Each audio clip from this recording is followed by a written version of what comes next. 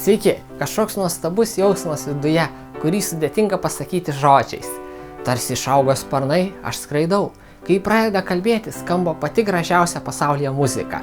Šalia jos veikia toks laukas, kurio aprašymo fizikos vadovėliuose nerandu. Apsikabinus viskas lydosi. Visos mintis apie ją, jos akys, tai stebuklas. Taip, truputį įsimylėjau. Statistikos departamento duomenimis 2013 metais iš viso Lietuvoje susituokė daugiau nei 20 000 gyventojų, o išsiskyrė apie 10 000. Išsiskyrė beveik pusė. Pabandykime, kiek dar pavyks išlaikyti blaivų protą, pažinti meilę iš mokslo žinių. Įsimylėjimas yra tapatinamas su fiziologinė būsena. Įsimyli ne tik žmonės, bet ir visi gyvūnai – žiogai, meletos, pelėnai, varlės. Tai yra organizmų genetiškai užprogramuotos reakcijos giminiai pratęsti. Mūsų hormonai – adrenalinas, dopaminas, oksitocinas, endorfinai – suteikia didžiulį malonumą. Giminės pratęsimo programa pradeda veikti neplanuotai ir nevalingai. Įsimylėti galime staiga. Teksaso universiteto psichologai atliko milžinišką tyrimą su daugiau nei 10 000 žmonių iš 37 skirtingų kultūrų. Paaiškėjo, kad bet kurioje kultūroje moterims labiau rūpi, kiek vyras turi turto, kokia yra jo socialinė padėtis. Tyrėjai nustatė, kad moteris ieško vidutiniškai 3,5 metų vyresnio herojaus. Vyrai savo ruožtu pirmenybę teikia fiziškai patrauklioms princesėms, kurių amžius nuo 20 iki 40 metų. Mes dauguma norime, kad moters oda būtų lygi, akys skaisčios, lūpos putlios. Kodėl? Šie požymiai yra vaisingumo ženklai. Jaunatiška eisena, simetriškos kūno linijos, spindintys plaukai – tai daug ką pasako apie galimybę susilaukti sveikų palikuonių. Įsivaizduokime. Šeštadienį apsikerpame, išsimaudome, stilingai apsirengėme, pasikvėpiname ir pagaliau įeiname į naktinį klubą. Laikas sulėtėja, griaudėja muzika, blikščioja stroboskopas, lekia dūmų sruogos. Mūsų akių vyzdžiai išsiplečia, veidas parausta. Sekundžių dalimis stebime. Per 100 000 metų mūsų smegenys išmoko žaibiškai skenuoti moterų išvaizdą. Žinoma, anksčiau tokių klubų nebuvo, jaunimas linksminosi prie laužo. Per jauna, žema, pagyvenusi, aukšta, stora, graži, bet užimta. O pamačiau, kas ji, kokia ji graži, ji pažiūrėjo į mane taip pat. Kai mūsų smegenys fiksuoja tinkamą mylimąjį, programa pradeda veikti. Mes susijaudiname ir bandome atkreipti to žmogaus dėmesį. Mūsų smegenys sprendžia didįjį evoliucijos iššūkį, kaip sėkmingai pratęsti giminę. Nuskubėjau pas Mykolo Riomerio universiteto psichologijos instituto mokslininkus. Docentė Jolanta Sondaitė iš karto perspėjo. Jei jūsų ryšys kuriamas vien tik susijaudinimo pagrindu, tai pabaiga yra neišvengiama. Sakoma, meilė trunka 3 metus. Iš esmės tai yra užprogramuota. Neilgai trukus fiziologinės reakcijos nurimsta, partneris tų stiprių reakcijų jau nebekelia, jo žymiai sumažėja ir, kaip sakoma, meilė baigėsi. Bet baigėsi tik dalis chemijos. Meilė yra kur kas daugiau nei įsimylėjimas. Tai yra sąmoningas, valingas žmogaus sprendimas. Aš pasirenku būti su Rasa, nors galbūt man patinka ir Emilija. Atleisk, Rasutė. Meilės jausmo paskirtis yra ne vien susilaukti vaikų, tai žmogaus tobulėjimas. Giliai pažinti save ir antrą pusę, įveikti pačias giliausias savo baimės ir padėti kitam jas įveikti, kartu augti. Niekas kitas to neturi, tai išskirtinė galimybė žmogui gamtoje. Vieną kartą karalius turėjo gražią dukrą. Tokią gražią, kad visa karalystė virpėjo. Toks grožis. Karalius sako, jau laikas tau tekėti. Mergina nuėjo pasitarti su mokytoju ir sutiko. Tėve, kviesk visus jaunikius. Suvažiavo iš visų karalysčių. Princai, kunigaikščiai, patys turtingiausi. Mergina tėvui sako, aš būsiu anuose rūmuose, o tu po vieną jaunikį siųsk. Po vieną kas 10 minučių. Aš lauksiu, pažiūrėsiu, ar man tinka ar netinka. Ir tėvas siunčia vieną jaunikį, antrą, trečią. Ateina vakaras. Na, ar išsirinkai, paklausė tėvas? Ne vieno normalaus. Bet tiek daug buvo, turtingų, gražių. Ne vieno. Po mėnesio karalius vėl paskelbė kvietimą, dar iš tolimesnių karalysčių suvažiuoja. Niekas netinka. Tėvas sako, kada tu pagaliau išsirinksi? Tėte, niekas netinka. Ir galiausiai, kai jau atrodė, kad nėra šansų, kad ką nors pavyks rasti, vieną vakarą gražuolė sako, štai, va šitas mano vyras. O kodėl šitas, paklausė karalius? Labai paprasta. Mokytas man patarė apsirengti skarmalais kaip gatvės valkata. Aš ir apsirengiau. Pasėmiau gėlyčių ir kai princai ėjo pro šalį, sakiau, ponia, nupirkit gėlyčių. Eik iš kelio valkata, traukis iš kelio senę, mes pas princesę. Visi matė skarmalais apsirengusią moterį ir tik vienas pamatė, kokia tu graži, kokia tu nuostabi, skaisti. Aš net nenoriu joti pas princesę, man tu gera būsi. Vienas vienintelis pamatė mano vidų, aš sutinku už jo tekėti. Jis mane pamatė kaip valkata, gal aš tokia sena būsiu, o jis mane pasirinko. Vakarų pasaulyje yra akcentuojama romantiška meilė, intensyvūs stiprūs jausmai, aistra, karšta meilė.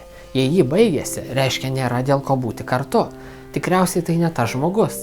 Mes taikome klaidingas strategijas. Geismas kyla per 1/5 sekundės. Sprendimą priima 12 smegenų sričių. Mes žiūrime į kūną, kūnas gražus, ko daugiau reikia. Mergina namuose netvarkinga, ai nieko baisaus, kai kartu gyvensim susitvarkysim. Vyras rūko, mes išgeria, dabar beveik visi geria, žvalgosi į kitas, smulkmena. Antra pusė atrodo tobula, vienas kitam prižadam, mylėsiu visada, tu ideali, aš idealus, gyvensim kartu ilgai ir laimingai. Kas įdomiausia, kai mes įsimylime, matome ne tokį žmogų, koks jis yra iš tikrųjų. Hormonai taip susuka galvą, kad partnerio trūkumai atrodo tarsi gėlės. Kalifornijos universiteto San Francisco medicinos centro neuropsichiatrė Luan Brizendin teigia, įsimylėjimas viena iracionaliausių elgsenos formų tiek moterims, tiek vyrams. Smegenų sritys, atsakingos už kritišką mąstymą, nustoja veikusios. Smegenys tampa aklos mylimojo trūkumams. Tai nevalinga būsena. Smegenų dalis, kurios aktyvėja įsimylėjus, galima palyginti su tomis, kurios aktyvėja nuo narkotinių medžiagų priklausomam žmogui.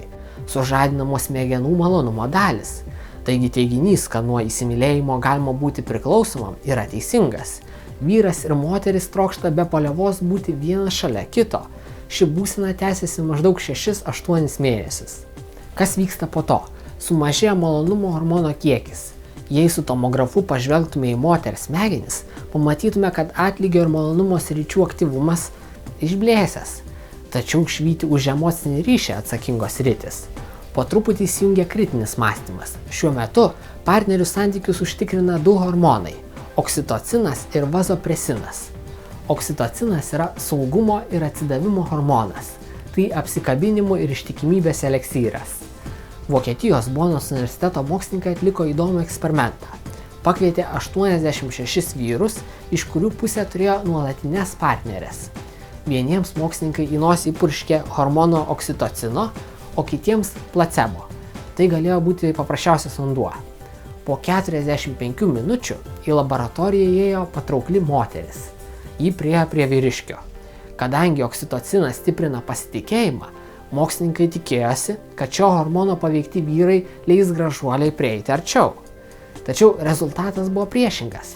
Vyrai, kurie turėjo savo mylimasias, vengė gražuolės net kai ji į juos žiūrėdavo gundančiai. Kai kurie net pasitraukė nuo jos atokiau. Kaip tai suprasti? Tai reiškia, kad oksitocinas užtikrina, kad po kūdikio gimimo tėvas liktų ištikimas motinai, nelakstytų pas kitas.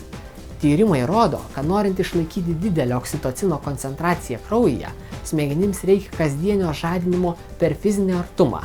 Vyrams fizinio kontakto reikia 2-3 kartus dažniau nei moterims. Vazopresiną galime pavadinti santuokos hormonu. Jis įveikia baimę įsipareigoti ir skatina prisirišimą. Pastebėta, kad vyrams kitų vyrų atžvilgių jis padidina agresyvumą. Santykių pasikeitimas iš tiesų turi prasmę. Rūpintis kūdikiu būtų beveik neįmanoma, jei partneriai nesiliautų vienas kitam rodę išskirtinio dėmesio. Aistros susilpnėjimas yra pritaikytas mūsų genų tęstinumui užtikrinti.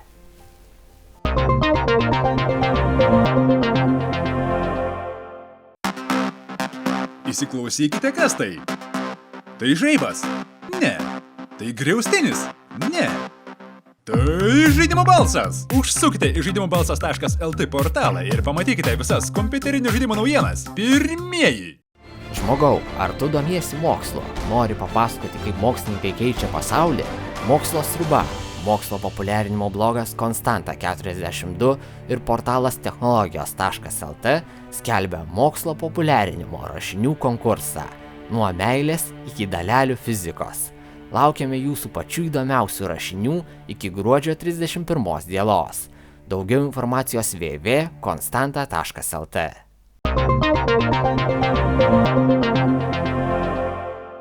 Sunku tuo patikėti, kad mes esame taip valdomi cheminių reakcijų. Kaip priversti smegenis vėl kartu patirti laimę? Reikia išbandyti vis naujus dalykus. Darykime ką nors kartu nekasdieniško. Pavyzdžiui, savanoriaukime, dainuokime meilės dainas.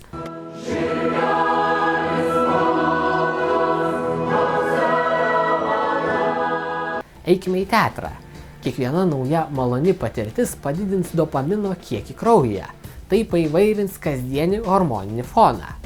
Tyrimai rodo, kad ilgametė santuoka taip pat yra cheminė priklausomybė. Kuo daugiau vazopresino ir oksitocino receptorių smegenyse, tuo stipresnis priklausomybės jausmas. Artimi santykiai suaktyvina tuos pačius smegenų centrus kaip alkoholizmas ar rūkymas. Mokslininkai pagalvojo, o kas jei dirbtinai užblokuosime oksitociną ir vazopresiną? Kaip pasikeis santykiai? Tvirtus poros ryšius gamtoje suformuoja apie 4 procentai žinduolių rūšių. Vieni iš jų – prerijų pelėnai. Mokslininkai pelėnams užblokavo santuokos hormonus ir stebėjo jų elgesį. Netrukus jie išsiskyrė ir tapo paprasčiausiais vienos nakties nuotykių ieškotojais. O kai suleido tam tikrą oksitocino ir vazopresino dozę, jie vėl pradėjo rodyti meilę anksčiau pasirinktam mylimajam. Romantiška meilė gali naujai įsižiebti kilus pavojui prarasti savo antrą pusę. Ši grėsmė sužadina aistrą tiek vyrams, tiek moterims. Žmogus dėl oksitocino bado patiria abstinenciją ir iš visų jėgų stengiasi susigrąžinti mylimąjį. Kolumbijos universiteto mokslininkai atliko tyrimą. Bendrom jėgom surinko 40 Niujorko gyventojų, kurie visi jautė širdgėlą. Juos buvo atstūmęs mylimas asmuo. Mokslininkai jiems rodė buvusių mylimųjų nuotraukas ir susidomėję stebėjo smegenų aktyvumą. Paaiškėjo, kad išgyvenant emocinį skausmą ir patiriant fizinį skausmą, suaktyvėja tos pačios smegenų sritys. Meilės kančios yra realus fizinis skausmas. Mes patiriame skausmą, nors kūne jokių žaizdų nėra. Širdgėla – vienas iš skausmingiausių dalykų, kuriuos patiriame gyvenime, sako tyrėjai. Tai mus verčia vengti tokių situacijų ir kuo greičiau susirasti antrą pusę.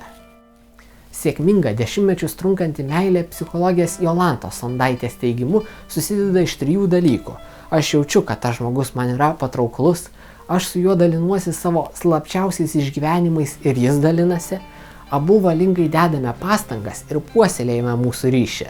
Tai yra tvirtas pagrindas kurti šeimą. Tas romantinės meilės akcentavimas tiek kino filmuose, tiek mene, labai tas vakaruose labai stipru, susidaro, žmonėms sukuria klaidingą iliuziją, kad stiprus jausmai turi būti, jie visada, ir jeigu jie susilpnėja arba jie baigėsi, viskas, tai nebėra ko reikia ieškoti kito, kad vėl būtų tie stiprus jausmai. Paskutinį šimtmetį didžioji žmonijos dalis vis dažniau ardo santuokas ir iš naujo tuokiasi. Sutuoktiniai vienas kito nebegeidžia, visai trumpai kartu pagyvenę skiriasi ir susiriša su naujais gyvenimo bendrakeleiviais, nuo kurių greitai vėl atsiskiria. Pasak mąstytojo Vidūno, toks ryšys yra paviršutiniškas. Kai gyvenamas ribotas proto ir minčių gyvenimas, siekiama vis stipresnių juslinių įspūdžių, vien tik jutiminių malonumų. Meilė miršta liepsnojančiam geismų gaisre. Įprasta juslinė meilė skleidžiasi kūniškumu, gyvinanti švelni tai širdies meilė, nušviesinanti stiprinanti proto meilė. Ši iš tiesų yra vienijanti ir laiminanti žmogaus esmę. Meilė žmogų kelia aukštyn, lyg amžinybės kraštuvų. Rytuose žmonės neturi romantinės meilės mito, jie neturi tokios iliuzijos kaip mes. Įsimylėjimo džiaugsmas greitai praeina ir po to meilei reikia abiejų pusių pastangų. Meilė yra puodas sriubos, kurį reikia nuolat kursyti ir šildyti. Galbūt dėl to ten santuokos yra stabilesnės. 1000 metų senumo Indijos vedose rašoma, kai rinksiesi merginą, pasižiūrėk, kaip ji bendrauja su savo tėvu. Taip ji bendraus su tavimi. O mergina tegu atkreipia dėmesį, kaip vyras elgiasi su savo motina. Taip jis elgsis su žmona. Prieš santuoką mergina turi paklausti vyro, koks jo gyvenimo tikslas. Vyro tikslas turėtų būti moterį nuvesti į gyvenimo tikslą. O kaip antrą pusę mylime mes? Padiskutuokime, pasidalinkime meilės patarimais Mokslo sriubos Facebook'e. Šaltą rudenį bus šilta. Užsiprenuokite Mokslo sriubą YouTube. Susitiksime kitoje laidoje.